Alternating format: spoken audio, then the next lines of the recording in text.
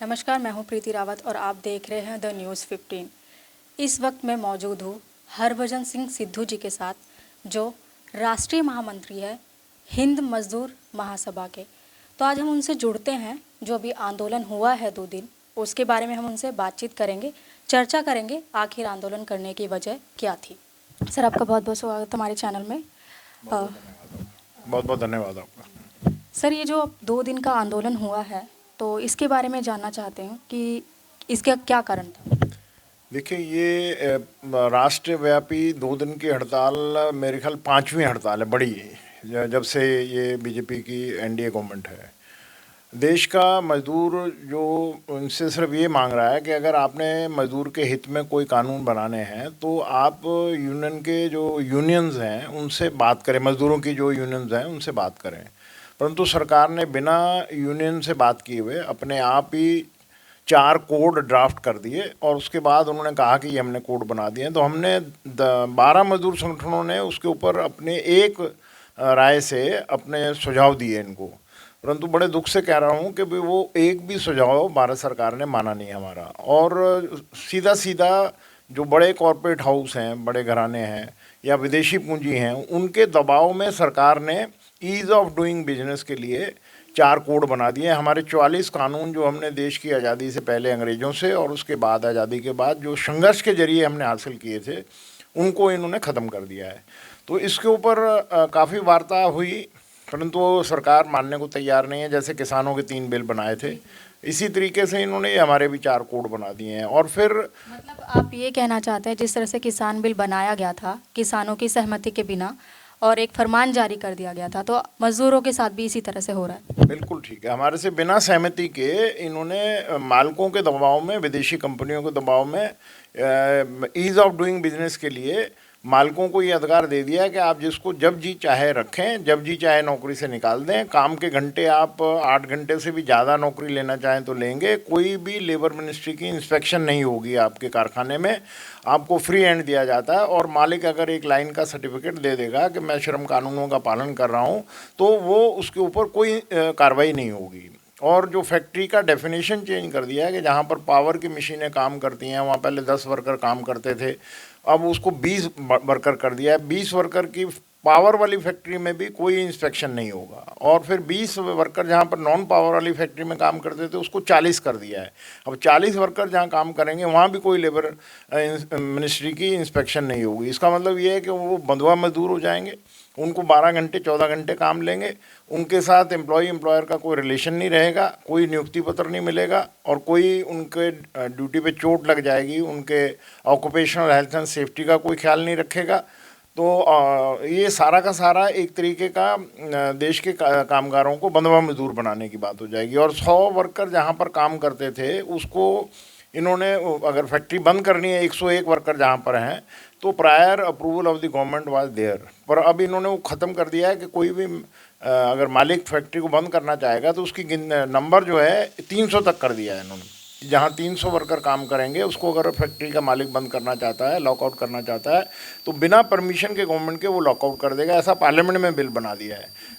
तो अभी पूरे देश में तकरीबन 80% ऐसी फैक्ट्री हैं जो 300 से नीचे की हैं। और उसके ऊपर इन्होंने एक स्टैंडिंग ऑर्डर के बारे में आदेश इशू किए हैं कि जो 300 से अबव वर्कर काम करेगा उसी पर ही वो स्टैंडिंग ऑर्डर लागू होंगे। 300 से कम वाले पे वो स्टैंडिंग ऑर्डर भी लागू नहीं होंगे। तो इस वजह से पूरे देश में वर्कर के अंदर बहुत ज़्यादा नाराज़गी है कि भाई ये हमारे को बंधुआ मजदूर बना रहे हैं। जो अंग्रेज़ों के ज़माने में इस तरीके का था कि भाई सूरज उगने से पहले ड्यूटी पे आ जाओ, सूरज डूबने के बाद जाओ, कोई काम के घंटे नहीं थे।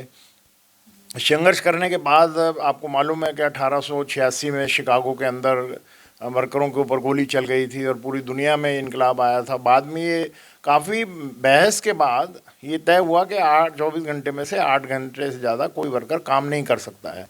और उनको मिनिमम वेज जो है, जो महंगाई है इस वक्त की, जो एक फार्मूला है हमारा 15 लेबर कॉन्फ्रेंस के अंदर कि एक वर्कर को 2700 कैलोरी इनटेक करनी चाहिए। उसके लिए उसको कितनी चपाती खानी है, कितना चावल खाना है, कितनी सब्जी खानी है, कितना दही खाना है, कितना दूध लेना है, कितना प्रोटीन खाना है, ये इसको कैलकुलेट करके जो है सैलरी का एक पैकेट बनता है। और सुप्रीम कोर्ट ने कहा कि सिर्फ सैलरी से ही पेट भरने का काम मामला नहीं है, उसमें सोशल रिस्पॉन्सिबिलिटी है, तो 25% और बढ़ा दिया जाए। तो अगर आजकल के ज़माने में इतनी महंगाई को देखते हुए 25% अगर बात करूँ तो सर मेडिकल सुविधा और भी अलग से जो 25% में बच्चों की शादी है, उनकी पढ़ाई है, उनका कोई इलाज है, बच्चों को जो सेटल करना है, जो सामाजिक जिम्मेवारी हैं वो भी पूरी करनी है। तो जो टोटल फार्मूले के तहत सैलरी बनेगी उसके ऊपर 25% और उसमें फार्मूले में कितना कपड़ा पहनना है ये भी उसमें लिखा हुआ है कि कितने गज यार्ड कपड़ा एक आदमी को लगेगा। एक मियाँ और एक बीबी और 2 बच्चे, 4 यूनिट को, बच्चों को दोनों को 1 यूनिट माना गया, तो 3 यूनिट के ऊपर वो कैलकुलेट करते हैं। अगर आज उस फार्मूले से महंगाई को देखते हुए कैलकुलेट करें तो हमारे हिसाब से 26,000 रुपया मिनिमम वेतन बनता है। परंतु सरकार ने national floor level minimum wage घोषित किया है 202 रुपया। तो अब 202 रुपये में मियाँ बीवी और 2 बच्चे क्या तो खाएंगे, कहाँ पर वो रहेंगे, कैसे बच्चे पढ़ाएंगे, तो कैसे बीमारी में इलाज कराएंगे, ये बहुत ही असंभव चीज़ है। ये गवर्नमेंट मान रही है इस बात को कि ये बहुत कम है, परंतु मालिकों के दबाव में मिनिमम वेज नहीं तय कर रही है। एक कमेटी बनाई थी, बीबी गिरी इंस्टीट्यूट है, लेबर इंस्टीट्यूट, उसका एक अधिकारी था अनूप श्रीवास्तव, उसके नेतृत्व में 1 मैन कमीशन बैठा था। उसने अपनी रिपोर्ट में दिया था कि आजकल की महंगाई को देखते हुए आज से 2 साल पहले 375 रुपये पर डे होनी चाहिए सैलरी जो है, परंतु उसको भी इन्होंने माना नहीं। अभी एक और कमेटी बैठा दी है। तो लिहाजा ये तो मजदूरों के ऊपर हमले हैं। तो जैसे ये कमेटी जो बिठा रहे हैं, इन कमेटी से कुछ फ़ायदा हो रहा है, कुछ अभी तक संभव हुआ है, कुछ हल निकला? नहीं, वो तो टाल रहे हैं, वो टाइम को किल करने वाली बात कर रहे हैं, समय बिताने वाली बात कर रहे हैं कि 24 आ जाएगा, क्योंकि 3 साल का टेन्योर रखा है, तो अभी 24 में कोई ज़्यादा टाइम नहीं है। 3 साल में 24 का जनरल इलेक्शन आ जाएगा। तो इसमें अभी जितने भी हमारे ऑर्गेनाइज सेक्टर हैं, जिनको हमने बहुत मेहनत से बनाया है, उसके अंदर देश की बहुत संपत्ति लगी है, वो राष्ट्रीय संपत्ति है। जैसे भारतीय रेलवे है, वो आम देश के नागरिक का सस्ता ट्रांसपोर्ट है, दुनिया का सबसे सस्ता ट्रांसपोर्ट है। अब इन्होंने कहा कि नहीं, उसको हम प्राइवेट हाथों में देंगे। अब ये उन्होंने तय कर लिया 600 स्टेशन को डेवलपमेंट के नाम से हम डेवलप करेंगे और उसके सर्कुलेटिंग एरिया को बोली लगाकर लोगों को बेचेंगे 99 ईयर की लीज के ऊपर, जबकि ये कहीं मैंडेट सरकार को पब्लिक ने नहीं दिया, ना कहीं पर ये वोट लेकर आए इस नाम से ऊपर। परंतु पावर में आने के बाद ये उन संपत्तियों को बेच रहे हैं। अभी भोपाल के आगे के हबीबगंज स्टेशन है, उसको इन्होंने पहले बेचा था। मतलब ये कह सकते हैं कि जो सरकारी संपत्ति है या जो हम सभी देशवासियों की संपत्ति है, उसे जिस तरह से बेचा जा रहा है, नीलामी की जा रही है, ये एक तरह से गलत है, तानाशाही है। वो हम कह रहे हैं कि वहाँ पर ऑर्गेनाइज लेबर है, जिनको अच्छी रिसेंट वेज मिलता है, उनकी दूसरी सुविधाएं भी हमने पे कमीशन के जरिए ले रखी हैं। अब रेलवे के 600 स्टेशन बेचने का इन्होंने डिसीजन ले लिया, आइडेंटिफाई कर लिए। रेलवे कॉलोनी बेचने का इन्होंने तय कर लिया। और रेलवे की ट्रेनें जो हैं 102 रूट के ऊपर, 109 रूट के ऊपर 150 ट्रेनें ये वंदे भारत के नाम से चलाना चाह रहे हैं। तो उसमें किराया जो है, जैसे एयरलाइंस के ऊपर प्राइवेट एयरलाइंस हैं, आवरली बेस पर बढ़ेगा। हमारा गरीब आदमी जो सत्तू लेके घर से अपनी रोटी अचार लेकर, प्याज लेकर गाड़ी में बैठ जाता है और वो अपना पानी साथ में लेके चलता है, उसको बहुत मुश्किल हो जाएगा कि वो भारतीय रेलवे में भी ट्रैवल कर पाएगा।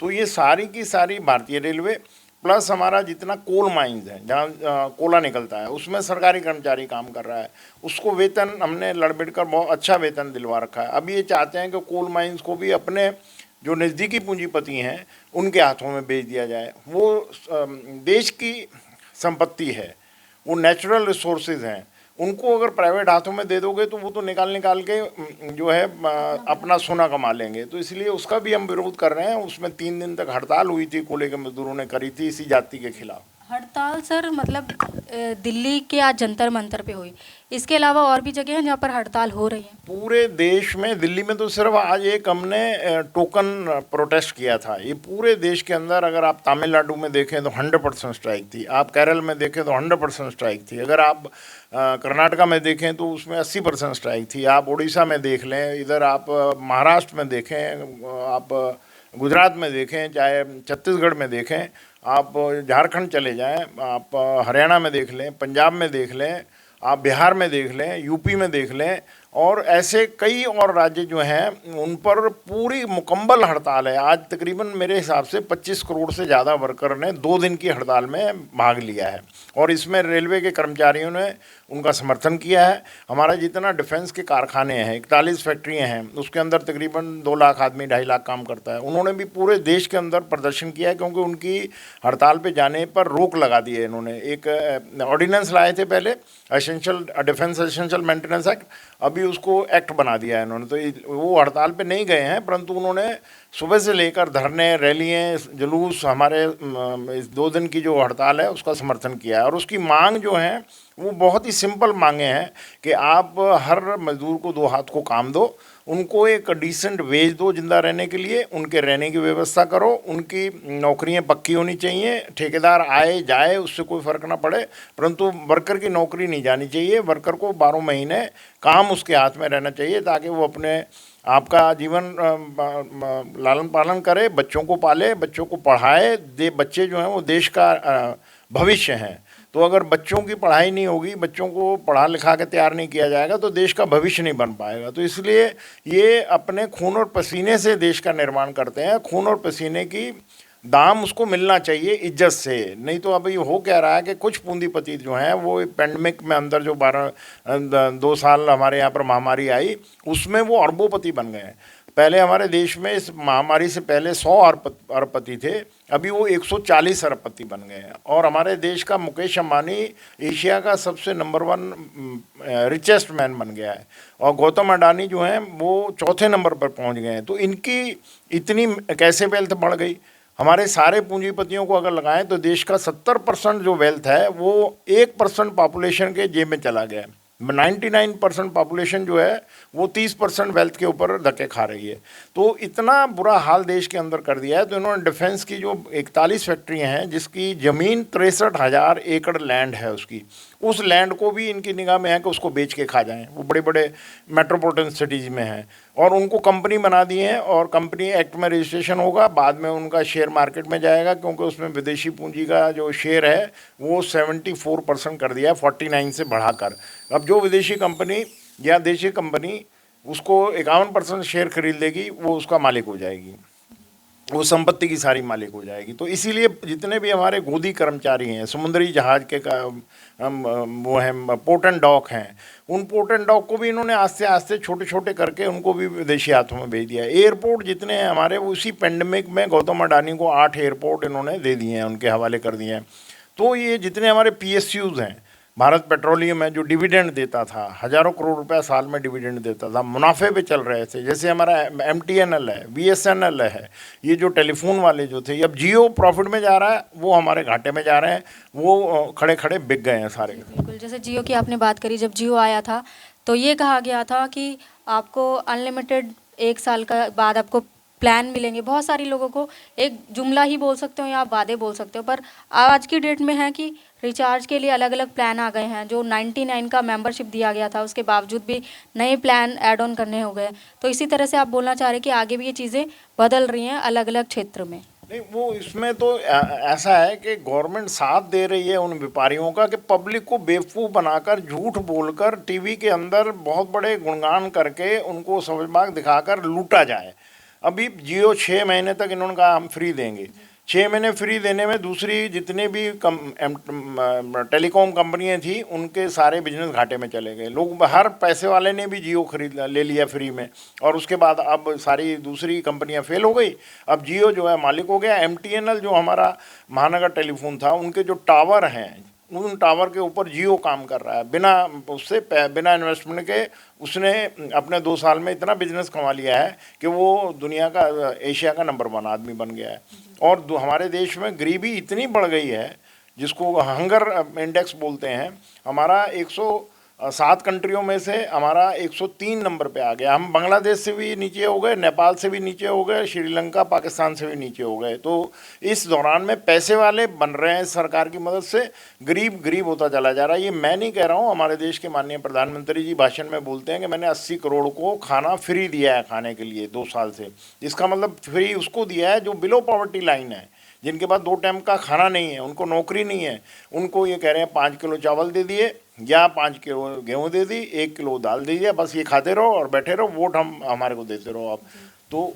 तो जैसे कि जो ये देशव्यापी आंदोलन किया है आपने, ये सिर्फ मजदूरों के हित के लिए करा है या इसमें और भी लोगों का हित है? नहीं, इसमें वो सब कामगार हैं जो दिहाड़ी पे काम करते हैं, जैसे कोई बीड़ी बीड़ी बनाता है, जो रक्षा चलाता है, जो पटरी पे बैठ के जूते काटता है, मोची है, जो गलियों में ठेली लगाकर प्रेस करता है, धोबी है, कपड़े धोता है, और घरों में काम करती हैं जो औरतें जो हैं 4-4 5-5 घरों में काम करती हैं, उनको बेचारों को 7-8 हज़ार रुपये ही मिलता है महीने के अंदर। जैसे होम बेस्ड वर्कर हैं, जनानी घरों में काम आ जाता है, टेलर उनको काट के कपड़ा देता है, वो पैंट सिलती हैं, शर्टें सिलती हैं, उनको पैसा उतना मिलता नहीं है। होम बेस्ड वर्कर जिनको हम बोलते हैं, कंस्ट्रक्शन वर्कर, जो बड़ी बड़ी बिल्डिंगें बन रही हैं, दिल्ली का जो निर्माण हुआ है, जो सीमेंट उतारते हैं अपने कंधों के ऊपर, बोरियां लाखों बोरियां अपने कंधे पे उतारे तब दिल्ली का निर्माण हुआ, देश का निर्माण हुआ, वो सारे वर्कर जो है, रक्षा पुलर है, टैक्सी वाला जो उबर वाला है, जो दूसरे अभी चला रहे हैं, ये सब बंधुआ मजदूर बने हुए हैं। तो इनके सब के लिए हमने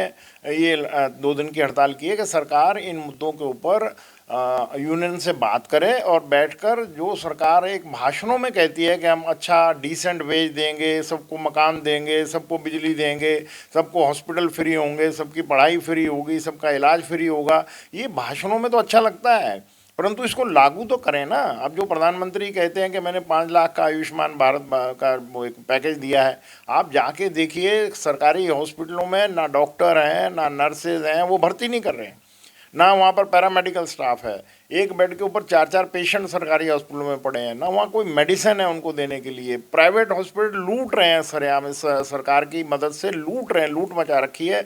अगर कोई पेशेंट लेके चले जाएं, कोई इमरजेंसी में कोई एक्सीडेंट हो जाए, वो पहले कहते हैं 2 लाख रुपये वहाँ जमा करा के आओ, तब उसको एडमिशन देते हैं इनसाइड आके। आप स्कूलों में गरीब आदमी का बच्चा कैसे पढ़ेगा, जो पब्लिक स्कूल है उनके वहाँ पर लाखों रुपया उनका डोनेशन है, उनकी फ़ीस इतनी है। इन्होंने पढ़ाई को भी व्यापार बना दिया। इन्होंने मेडिकल ट्रीटमेंट, जो सरकार की रिस्पॉन्सिबिलिटी है, जो बुनियादी अधिकार हैं हमारे जनमानस के, नागरिक के, उन सारे बुनियादी अधिकारों पर उसको एक व्यापार बनाकर इन्होंने पूंजीपतियों के हाथ में दे दिया। क्योंकि पूंजीपति जो हैं वो इलेक्शन में गवर्नमेंट को पावर में आने के लिए, पॉलिटिकल पार्टीज को पावर में आने के लिए, गवर्नमेंट बनाने के लिए पैसा देते हैं, वो वर्कर नहीं दे सकते। जैसे अभी आपने इलेक्शन की बात करी, तो आपको भी पता है एमसीडी के जो चुनाव है उनकी जो तारीखें आगे बढ़ा दी गई है, तो इसके पीछे आपको क्या लगता है? नहीं, उसमें तो हर पॉलिटिकल पार्टी चाहती है कि मैं पावर में आ जाऊं और पावर में आने के बाद अपनी पार्टी को richest party of the world बना लूं, इतना पैसा मैं इकट्ठा कर लूं लोगों से, पैसे वाले से, पूंजीपतियों से, क्योंकि वर्कर के ऊपर, आम नागरिक के ऊपर, उनके अधिकारों पर हमले हो रहे हैं और उनको बंधुआ मजदूर बनाया जा रहा है, उनके हक उनको मिल नहीं रहे हैं, उनके खून और पसीने की कमाई उनको मिल नहीं रही है। और पूंजीपति जो नंबर 2 का पैसा कमाते हैं, जो रातों रात अरबोपति बन रहे हैं, उनसे पैसा लेकर इलेक्शन में हर पॉलिटिकल पार्टी चाहती है कि मेरे एमपी, मेरे एमएलए, मेरे काउंसलर जीत के आ जाएं। और दिल्ली जो कैपिटल है, देश की राजधानी है, जिसका बजट जो है, मैं समझता हूँ दिल्ली राज्य की स्टेट से ज़्यादा बजट है, उस एमसीडी को 3 थी पहले, उसको अभी इन्होंने 1 में कर दिया है। और अभी आने वाले समय में टाइम किल कर रहे हैं। और हमारी रूलिंग पार्टी जो एट प्रेजेंट बीजेपी गवर्नमेंट है, वो चाहती है कि दिल्ली कैपिटल में, भारत की राजधानी में, जो हमारी कॉरपोरेशन है, उसके ऊपर भी हमारा कब्जा हो जाए। तो अब ये जो देशव्यापी आंदोलन अभी शुरू हुआ है, तो उससे अभी तक सरकार के कानों तक कोई बात पहुंची या सरकार की तरफ से आप लोगों को कोई जवाब मिला?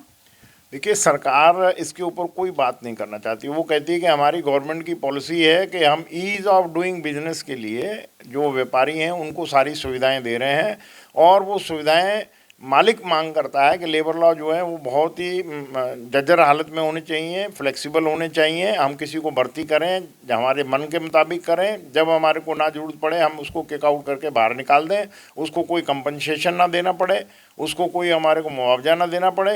ये मालिक चाहते थे। वो सरकार ने उनको ये सारे कानूनों को मतलब स्क्रैप करके, उनको सारों को सारा ख़त्म करके नए कोड जो हैं वो मालिकों के हित में बना दिए हैं। तो अभी ये लड़ाई जारी है अगर सरकार नहीं समझेगी, मेरा तो यही सरकार को सुझाव है कि आप इसको वार्ता के जरिए जो वर्कर का हित है, वो उसके जो हक है वो उसको ईमानदारी से दें, क्योंकि वो आपका वोटर है, उसकी वोट से आपकी सरकार बनी है।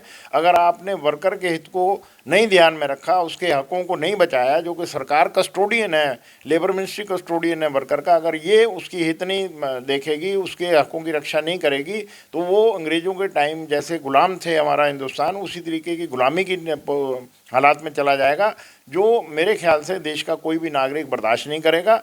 और जितने भी इनकी पॉलिसीज़ हैं, अभी ये इलेक्ट्रिक बिल ला रहे हैं, उसके अंदर जनरेशन और जो सप्लाई है वो भी प्राइवेट हाथों में चली जाएगी। तो हमारे पास अभी जो 7-8 रुपये यूनिट का हमारे को बिजली मिल रही है, वो 20 रुपये यूनिट मिलेगी। तो अब पेट्रोल हमारा 100 रुपये से ऊपर चला गया है। कोई भी आदमी अपना स्कूटर रोज़ की जो चलाता था, दिहाड़ी करता था, मेहनत करता था, ऑफिस जाता था, कॉलेज जाता था, वो सारे के सारे उनकी हैंड टू माउथ हो गए हैं। उनकी वजह से सब्जी महंगी हो गई हैं, दालें महंगी हो गई हैं, और जितने भी ट्रांसपोर्ट होता है जिसके ऊपर डीजल ट्रकों के ऊपर या पेट्रोल से, वो सारी चीज़ें देश में महंगी हो गई हैं। तराई तराई हो रही है।